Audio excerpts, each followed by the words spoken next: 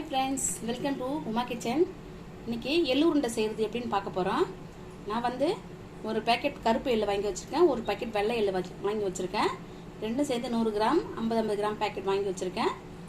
இப்போது அரை கப் வெல்லம் எடுத்து வச்சுருக்கேன். தேவையான அளவு தண்ணி நம்ம பாகு காய்ச்சிக்க தண்ணி எடுத்து வச்சுருக்கேன். நம்ம உருட்டும் போது தேவைப்படும் நெய் கொஞ்சம் எடுத்து வச்சுருக்கேன். இப்போ எப்படி செய்யுதுன்னு பார்க்கலாம். ஸ்டவ் ஆன் பண்ணிக்கிறேன். இப்போ கடாய் எடுத்து அடுப்பு வச்சுருக்கேன். இப்போ எள்ளு வறுத்துக்கலாம்.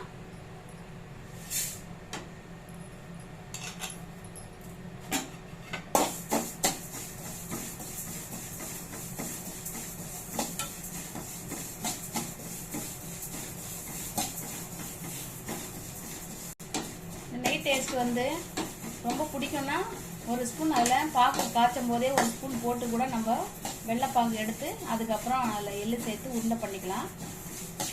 நெய் வேணாம் அப்படின்னா உருண்டை பிடிக்கிறதுக்கு மட்டும் யூஸ் பண்ணிக்கலாம். எப்படி வேணாலும் பண்ணிக்கலாம். நெய் சேர்த்தாலும் நல்லா டேஸ்ட்டாக தான் இருக்கும். எள்ளு உருண்டை வந்து ரொம்ப குழந்தைங்களுக்கு ஹெல்த்துக்கு ரொம்ப நல்லது.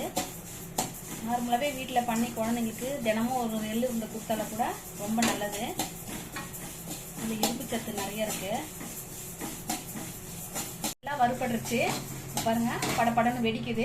இப்போ ஸ்டவ் ஆஃப் பண்ணிக்கிறேன்.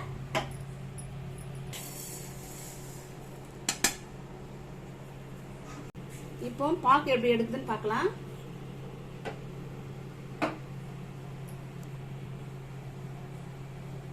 ஸ்டவ் ஆன் பண்ணிக்கிறேன். இப்போ கொஞ்சமா ஒரு 1/4 டம்ளர் தண்ணி எடுத்துக்கிறேன். 1/4 டம்ளர் தண்ணி சேர்த்துக்கிறேன். இதுல தண்ணி நல்லா கொதிக்கிட்டு நம்ம வெல்லம் சேர்த்துக்கலாம்.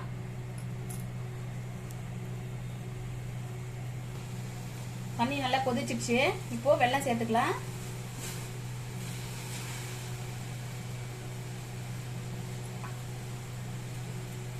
இந்த வெல்லம் வந்து நல்லா கொதிச்சு கம்பி பதத்துக்கு வரும்போது தான் நம்ம எள்ளு சேர்க்கணும். அதுல அப்பதான் வந்து உருண்டை பிடிக்கிறதுக்கு நல்லா வரும்.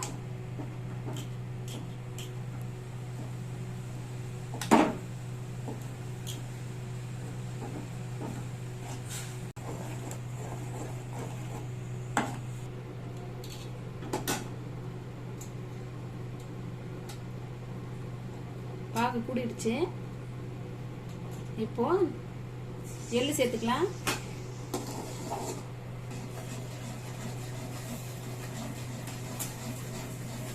ஸ்டவ் ஆஃப் பண்ணிக்கிறேன்.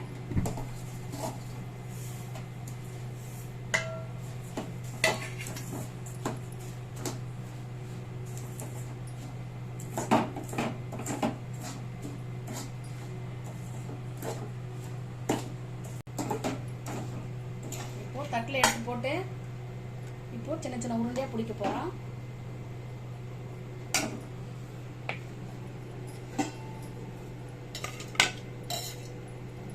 லைட்டாக கொஞ்சம் நெய் விட்டு இல்லை கையில் தொட்டுக்கிட்டு, ரொம்ப சூடாக இருக்கும், பார்த்து பண்ணணும். கரண்டியில் கூட இதை எடுத்துட்டு உருண்டை பண்ணிவிட்டு அப்புறம் கையில் எடுத்துக்கலாம். பயங்கர சூடாக இருக்கும். உருட்டும் போது பத்திரமா பார்த்து உருட்டணும், இல்லை கை சுட்டுரும். எள்ளு வந்து ரொம்ப ஹீட்டாக இருந்தால் இந்த மாதிரி உடச்சக்கடலை மாவு இருந்தால் அதுலேயும் போய் சேர்த்து நம்ம அப்படி உருண்டை பண்ணிக்கலாம். அப்படி இல்லைன்னா கொஞ்சம் ஆற விட்டு நம்ம உருண்டை பண்ணிக்கலாம். உடனே உருண்டை பிடிக்கிறதுக்கு ரொம்ப ஹீட்டாக இருக்கும், சூடு கையில் பட்டுரும். இந்த மாதிரி நம்ம மாவுல வந்து இப்படி போட்டுட்டு இப்போ உருண்டை பண்ணிக்கலாம். இப்படியும் பண்ணிக்கலாம், இல்லை அப்படியும் பண்ணிக்கலாம்.